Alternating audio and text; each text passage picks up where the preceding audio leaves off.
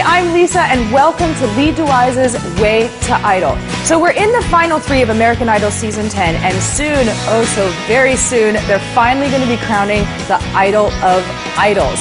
Now who better to talk to about this and to get insight onto what it's really like to take part of a show like this and what it's like to take the crown than the reigning American Idol champion himself, DeWyze.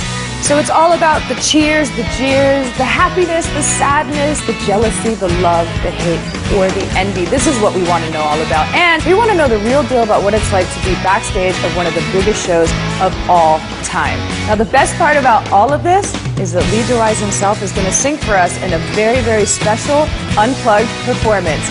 Are you guys ready? This is DeWyze's Way to Idol. How are you doing today? I'm good. Yeah, so how's life treating you so far? Pretty good. You know, since the show's ended, I've got to do plenty of different things I was never able to do before, and coming to Hong Kong is obviously one of them. And it's my first time out of the States, so except for Canada, but like I don't know if that counts. It's connected. It's just like it doesn't count. It's I mean, it was a long flight, and totally didn't know what to expect, and just love every second of it. Is there a bit of culture shock that you're experiencing right now?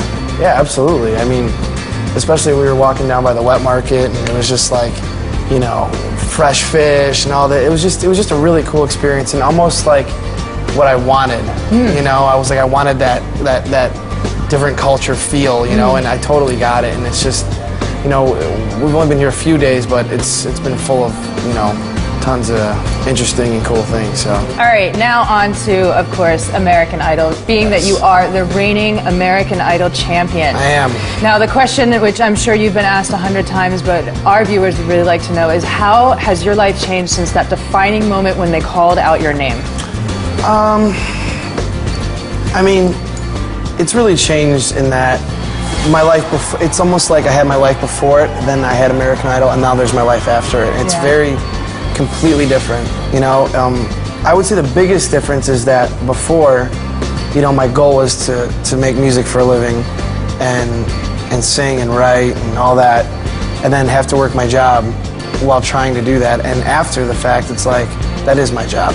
So I get to wake up every morning and make music, you know, as a living, and that's, you know, a dream of mine, you know, because I love music. It's like a passion of mine, and it's like I have a love affair with it. Like, I love it, and I don't know what I'd do without it. And so now that I'm able to do that full time, it's just, you know, that's the biggest change. And obviously not seeing my family all the time. I mean, they're back in Chicago, and you know, here I am in Hong Kong. You know, so it's a little bit of a change, but you know, it's all worth it. You know, and they all support what I'm doing, and it's been great.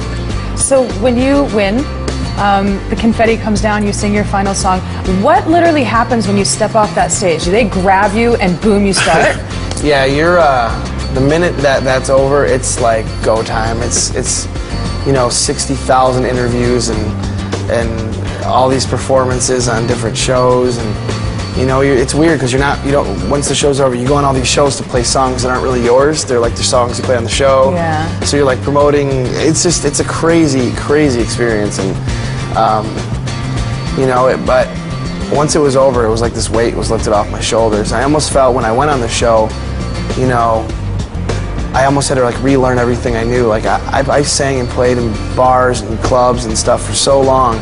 And I was so confident and comfortable with what I was doing and who I was as an artist, that when I went on the show, it was almost like everything got flipped upside down. I had to like figure it all out because there were cameras flying around and like, you know, judges, and it was just something I didn't expect. You know, I didn't know what to expect, and but you know, I think that as time went on, I became more, you know, adapted to the situation. And once it's over, it's just roller coaster. It's like 150 miles an hour, and you know, you get as much sleep as you can when you can. I was going to ask you that first night, how much sleep did you get right after they announced? I got no sleep after, not at all. And I was up the next morning bright and early doing interviews, and I was so out of it. Like I look back at some of my interviews, and they're like, I was so loopy. Like, you know, they're like, what was it like? I'm like, yeah, it was great, whatever. You know, I looked drunk, you know, but it was just no sleep, you know, and. But I mean, looking back at it, it was one of those things that I'll never forget. And it's one of those experiences that unless, you know, you've been through it, you can't even explain like what it feels like. So how long is the gap between you come off the stage, you do your interview, 60,000 interviews, you do the talk shows, then how long does it take for you to get into the first recording studio session? Pretty quick, actually.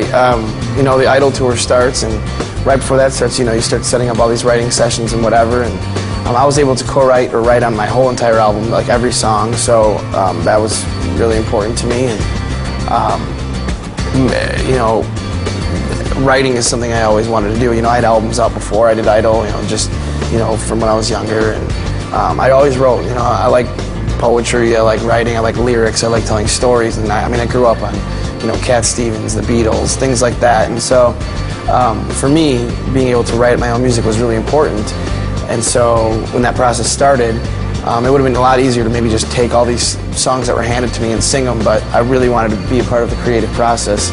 So it took a little bit longer, I guess, but once we got it all done, it was. But, you know, I wish I had more time, because once it's done, it's like you got to get that album out, like, you have like 4 months, and it's like, wow. You know, I mean, I wish I had more time to really write and get inspired and do things like that. But, you know, we wrote some great songs, and I'm really happy with the album, and I'm just more or less looking forward to the next album and, you know, promoting this one, and then I know in the future when the next album comes around, you know, it'll be a new experience. You have a second single that's coming out called Beautiful Like You. So how is everyone reacting to it?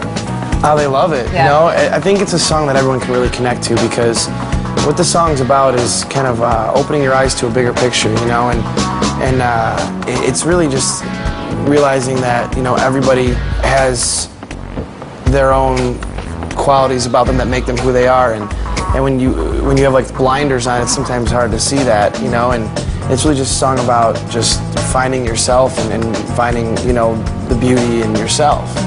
Very inspirational. Yeah, and I've had, like, you know, so many people come to me and be like, Beautiful Like You's inspired me, and and it's just like, it blows my mind, you know. I love it because, you know, that's what my goal is with my music, is to really connect people and get them to feel something, you know. Is it really, it's mind-blowing, huh, when a fan comes up to you and says, I love this song, because that means they're really listening to your lyrics. Does that make you feel amazing? I mean, it's you know, nowadays music's very it's about pop, dance, and, like, you know, and that's cool, that's fun and all, but, like, I love when someone comes up to me and says, you know, that line in the second verse when you say this, like, to me it's like you're listening, and I think that there's a lot to be learned from really listening to a song and listening to the lyrics, and not just, you know, saying, oh yeah, it's I hear it, but like really listening to it. It's a great when people come up and they tell me they love the specific lyric. It's like my favorite thing. Do your fans ever influence how you write? Yeah, absolutely. I mean, my fans more or less inspire me in a lot of the things I do, whether it be just talking to them, you know, when I get messages or when I message them back, whatever it is, you know, it really, if I'm ever feeling down or I'm like, you know, I feel like I'm just kind of stuck in the mud a little bit creatively or just in my own head about anything, you know, to see the messages and the love and the support from not just in the U.S. but all over the world, you know, it's really inspiring, and it really kind of makes you want to get out there and just do and do and do. You know? Yeah. So you back to the single, of course. You recently went back to American Idol to perform live on stage, and how was it to actually step back onto that stage, not as a newbie, but as an established artist with his own set of fans? It was great. I mean, it was definitely a couple flashback moments where I was like, whoa, like, I remember these doors opening up, and there's lights, and the judge's table, and it was, you know, a little bit of a flashback, but at the end of the day, I wasn't there to try to prove anything to anybody, you know? I was up there just doing what it is that I do, and that's playing my music, the songs that I love, and that's all I was doing, and it felt great, you know, to see the fans in the audience, just to be back on that specific stage where I, you know, kind of started, you know, this specific part of my life. You know, it was a good experience, and surprisingly, you know, everyone's like, did you get to see the judges and talk? I'm like, you know, the people that I really had a good time with when I went back were the stage crew. The guys from behind the scenes, you know, those were the coolest guys when I was on the show. I would, you know, I'd go out with them and hang with them outside or whatever. We'd be throwing the football around when I was on the show, and to see them again, it was great. And they were all like, hey man, it's good to see you. I was like, yeah, you too, you know, it was a good experience. But I got to obviously see Randy Jackson and Jennifer Lopez and Steven Tyler, and it was a great experience. Was it, because I guess, because when you were there were different judges, so when Randy saw you, is it almost like a proud papa? Yeah, you know, he's always been cool. Like, he's texted me, like, before, we've texted back and forth, like, he'd be like, holidays, like, hey man, happy Thanksgiving, or whatever, you know. I ran into him here and there in LA, and he's just a really nice guy, you know, he's a sweetheart. He's a cool guy, I like him a lot. And the other judges, though, I met Jennifer a little bit ago, before the show, but I never met Steven Tyler before, and, like, you know, he's one of the greatest rock singers. Were you excited? Yeah, I was like, wow, man, you're Steven Tyler, like, Aerosmith, man, like, what's up? Great experience, and he was like, yeah, man, I love your single, I love your voice, and it was just, I was like, all right, I'm good, like, I can go to sleep tonight, you know? Yeah. And Jennifer Lopez is great, you know, she's so nice. She's, you know, she's been there and done that. She's been on top of the world, you know, so it's really cool to have been able to perform for them, and just a great experience being back to see all the same fans that, you know, were there when I was there. All right, so we're going to go back and